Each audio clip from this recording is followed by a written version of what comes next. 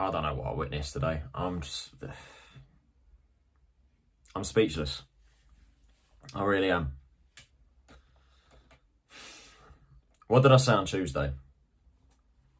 The two biggest problems surrounding this football club: not taking our chances and shocking defending.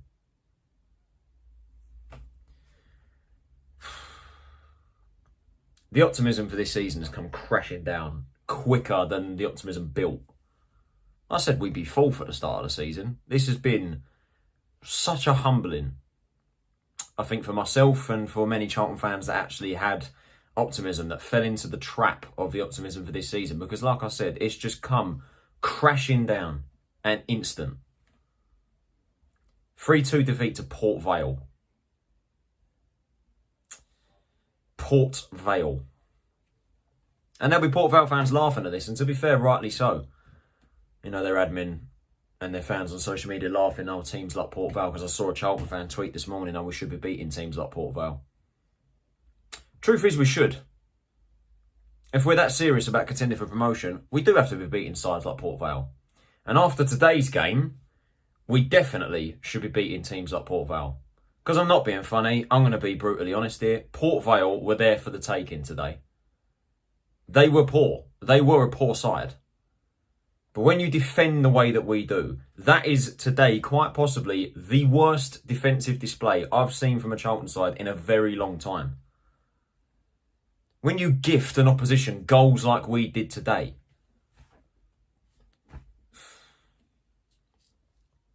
I'm astonished. I'm absolutely astonished. If you'd have told me there'd be 4 goals in the second half, after the way the first half went, I'd be like, oh, sweet. We're actually going to play a second half here. We're actually going to batter them. Like I said, humbling. Humbling. Just shows where we are as a club right now. Once again, going into a season underprepared. Again. I said it on Tuesday. We haven't signed the player since we brought in Terell Thomas. We haven't signed the player in nearly 4 weeks. There's 10 or so days left of the transfer window. What are we doing? How is there still this many gaps in the squad? How is there that much lack of quality in this team? They were there for the taking and we threw it away. As per usual. I don't even know where to start with this. This is going to be the exact same as the Bristol Rovers game, just ranting and raving away. I don't know where to start. Where do I begin? The lineup? It's weird watching it because so many players sort of drifted off into random positions. I'm going to have a guess and say that the most accurate way of describing it is like a 4-2-2, I suppose. It's the best way of describing it. Maynard-Brewer in goal. Nathan Asiimwe right back. Michael Hector came in to replace Lucas Ness. Lloyd Jones, Edun, Jules Dobson, Terell Thomas getting his first start. Karoy Anderson, Blackett-Taylor, Alfie May and Daniel Kanu starting up front. Positives to take with that lineup. Kanu getting a start. Really like that. I think it was the way to go. After the Bristol Rovers game, we needed 2 up top to try and get the best out of Alfie May. Michael Hector coming in place of Ness.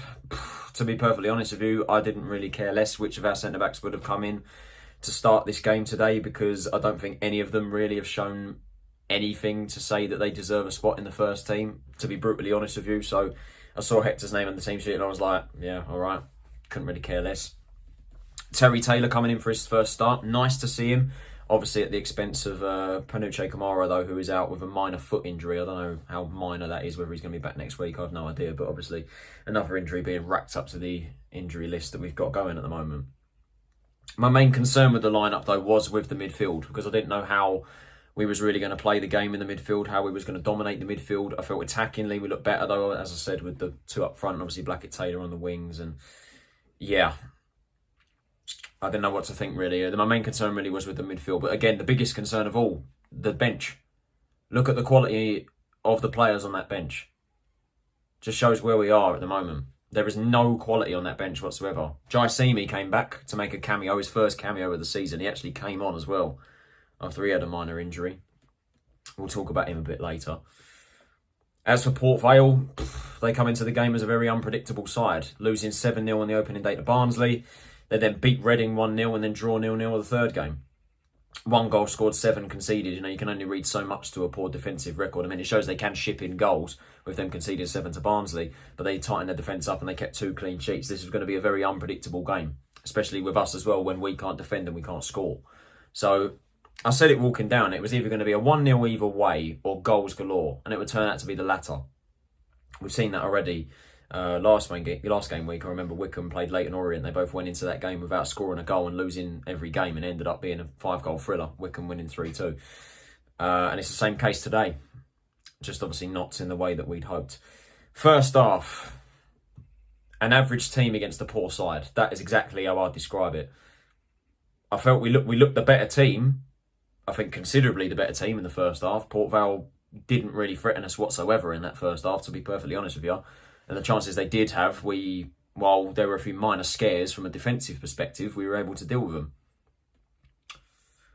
But we were average. We didn't look all that, to be honest, in the first half, if I'm being honest with you. We started bright. Obviously got the penalty, which I've heard is very soft. Apparently there was contact, but it was very minimal contact, and obviously Connor Ripley got the yellow card. If I'm being totally honest with you, we've just got to be quiet and take that, to be honest with you. We don't get many decisions that go our way, and we'll get into that a bit later. But anyway, Kanu goes down, wins the penalty. Alfie May steps up, blasts it down the middle of the goal for his first goal for the club. Really happy that he's finally broke his goal drought. Obviously jumping up in the air, leaping in the air in celebration. Hopefully that's a lot of weight off of his shoulders now and he can kick on a bit more. Like I said, an average team against the poor side. Port Vale spraying long balls off the pitch, left, right and centre, shanking shots wide. They had a couple okay opportunities. Like there was one from a corner, I remember, where the ball was bouncing about a little bit and they had a shot and they shanked it wide at the near post. And there was another one where a bit of a heading going on inside the box, and eventually it fell to one of their man who headed it and straight into the path of Maynard-Brewer, who claimed the header rather comfortably. I don't think they really threatened us in the first half, to be honest with you.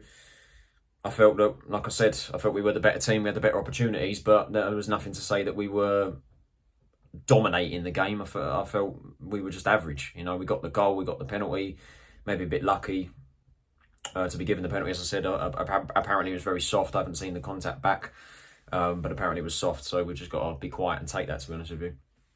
I went into half-time 1-0. I mentioned about the decision as though say we were lucky to get that. We do have to mention the referee. He was absolutely disgraceful today. Such inconsistent decision making. Obviously the biggest one and the most controversial of all of them was towards the end of the first half when Blackett-Taylor was hacked down. Referee adjudged there not to be a foul. Apparently, again, I've not seen the highlights back, so I can only say so much, but apparently the player gets none of the ball and it should be a sending off. But there was just so many inconsistent decisions from him today. You know, booking players for time wasting, soft fouls, soft yellow cards for our boys today. Just such inconsistent decisions. But I don't think I can really pin the blame on him so much for our defeat. I mean, yeah, you could say if they get given the foul and the referee sends their player off and they go down to 10 men, it's a different game. All I can really blame this defeat down to is our fucking defending. Going into that second half now, I don't even know what to say. Like, you would not have predicted that second half after the first half display. Like I said, I didn't think we were all that, but you could tell we were the better team and we're the team that should have gone on to win the game. And just all hell breaks loose defensively. Set piece is the first goal. Ball comes in, James Wilson, goal. Should never be conceding from a set piece. Simple as that. Poor defending. And then all hell breaks loose. We just collapse and crumble. I don't even know what happened. I can't even tell you. Long ball plays back to Michael Hector. Hector just sort of just either misjudges it or just ducks under it. I don't know what he did. But it's a horror mistake from Hector. Ethan Chislett barrels down on goal and scores. And there were people on social media ranting and raving and crying for Michael Hector to start a game, wondering why is he not getting in this team. That's why. And that's why I don't rate him. It's why I never did rate him when he joined in January, and why I don't rate him very highly now. In terms of the pedigree of the player that he is, from what that name holds, he is one of the most overrated players I've seen in a long time. I'm being very brutal here. That is an absolutely shambolic mistake, especially from a player like Hector's quality. Or supposed quality, because I ain't seen it. Like I said, in my opinion, overrated. Should never be making that mistake. And in the space of 20 minutes, we find ourselves 2-1 down to Port Vale. Like I said, they were a poor team. They offered nothing. Mostly, the only chances they really threatened from were the chances that we gave them. And after that point, I knew straight away how the game was going to pan out. As soon as that goal went, I was like, yeah, we've lost this now. We just went slow. We went lethargic. We lacked ideas. We lacked no sort of desire to win the ball. Or when we did have the ball, do anything with it. Just looked flat, out of ideas. No idea whatsoever. To an absolute stroke of genius and a stroke of quality from Diallang Kanu. Blackett-Taylor manages to get the ball out right, puts the ball into the box. Kanu comes flying in with a soaring header past Connor Ripley. It's a fantastic goal. Diallang Kanu is our top goal scorer in all competitions. Top goal scorer in the league and top goal scorer in all competitions. And you know what? The kid deserves it. He's been fantastic. He's taken his chance brilliantly. And I'm really happy for him. Really happy for him. Done brilliantly. Fantastic goal today. And after that, it was the same on Tuesday night. After we get the goal, the momentum comes back towards us. The fans get on side. We start to attack with some more fantastic opportunities that we should be taking.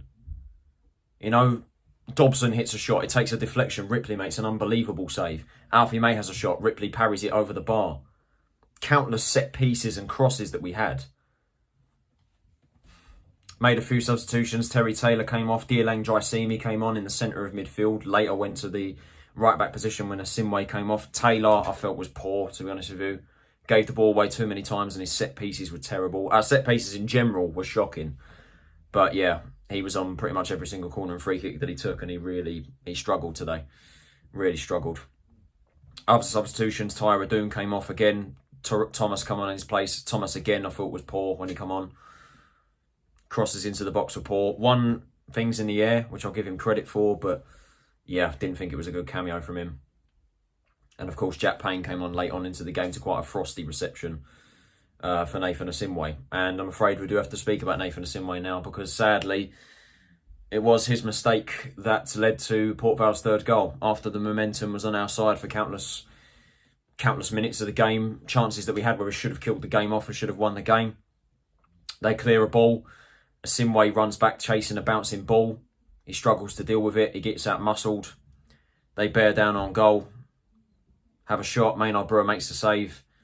Falls to their man to tap it in to win the game.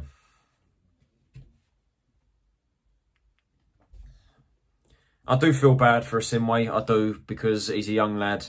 He played really well today. Besides that mistake, technicality-wise, he played really well. And I think, again, proved to a lot of people that he is capable of playing at this level and rather comfortably. He looks confident. But it's something like that that's going to shatter him. And unfortunately, it's his mistake that's cost us. I will say, I don't know why he is the defender that's there in the first place. I don't know why our defence have allowed the most inexperienced defender on the pitch to run after a chasing ball when you've got someone like Lloyd Jones and Hector who are more experienced to deal with that. But it's just individual errors. Again, it's shocking, embarrassing, completely unacceptable defensive errors that cost us today. And that's the reason why we've lost the game. We had a big chance right at the end of the game as well. Lloyd Jones crossed the balls into the box in like the 10th minute of added time, and Dobson with a free header spoons it wide. Got a score. That's the end of the game. 3-2 defeat. Third defeat in a row. Port Vale's first win away from home in the league since New Year's Day. First win at the Valley since 1996. That is unacceptable. I don't care. It's unacceptable. I've said it many times, I'll say it again. Port Vale were poor today. They were the worst team I've seen us play this season, which says nothing because they've beaten us. So is how bad we are. They were there for the taking today. And we just let them have it. With some schoolboy defensive errors that a Sunday league team would be embarrassed to concede. And once again, attacking opportunities not taken. And once again, social media going apeshit for the wrong reasons. People calling out Dean Holden. If you seriously believe, after everything that's gone on with the club right now, and what's happened last season and what's happening even now, if you really think Dean Holden is the problem, you haven't got the foggiest idea what you are talking about. Anyone that calls out Dean Holden is disgraceful. Look at the bench. Look at our bench today. Look at the lack of quality that's in that squad.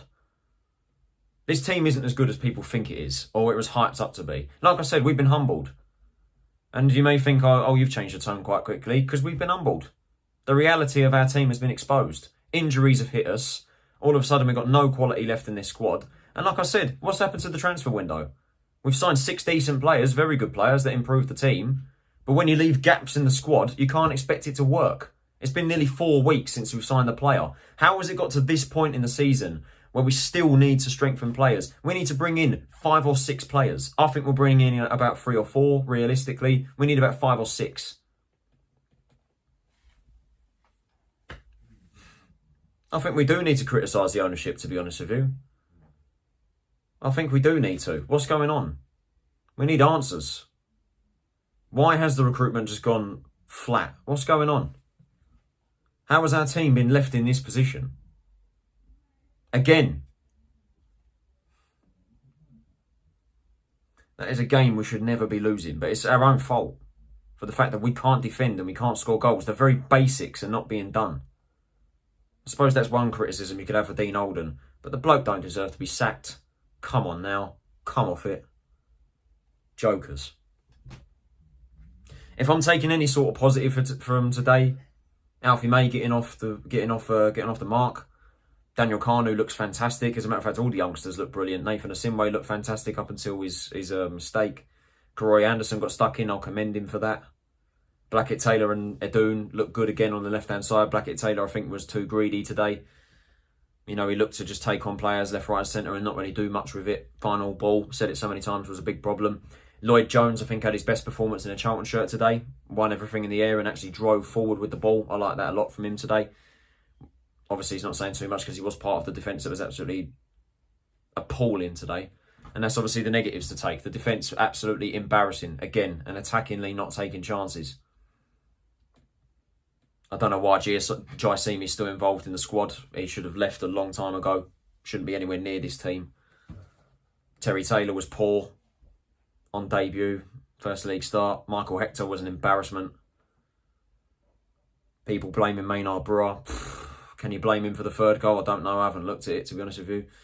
But people really getting on his back again. It's just, I don't know. It's just gone all negative, really. And like I said, it's a humbling. It really is a humbling. The optimism for this season has come crashing down faster than the optimism actually built up before the start of the season. Things seriously need to improve, man. I don't know how we've been left in this position once again, but things really need to improve because that performance today was unacceptable. They were there for the taking. Average team against a poor side. We should be beating them. And it's our own fault that we haven't done it. And that's it. I'm sick and tired of ranting and raving again. Thank you for watching this rant again. I'm sure I've upset Port Vale fans just like I did with Bristol Rovers fans. You know what? Don't care. Whatever. Couldn't give a shit. If you did enjoy this video, leave a like, subscribe if you're new to the channel, turn on post notifications so you're notified of every time I upload a new video. What do you think of the game? Let me know in the comments below. This will be my last video for 2 weeks as I am going on holiday for 10 days. I won't be back until the home game against Fleetwood Town.